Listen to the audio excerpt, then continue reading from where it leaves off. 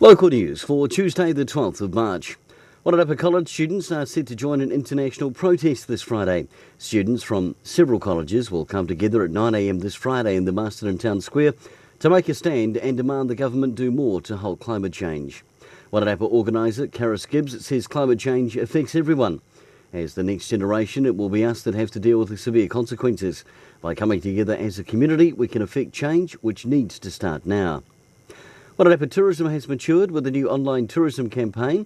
The region is increasingly being recognised by tourists as an undiscovered gem, and a new video tourism campaign targeting Australians aims to further boost visitor numbers to the region.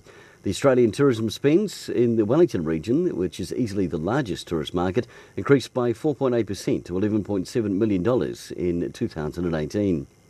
And Tirabia's David Smith has made the New Zealand Claybird target shooting team after a successful shoot in Hamilton at the weekend.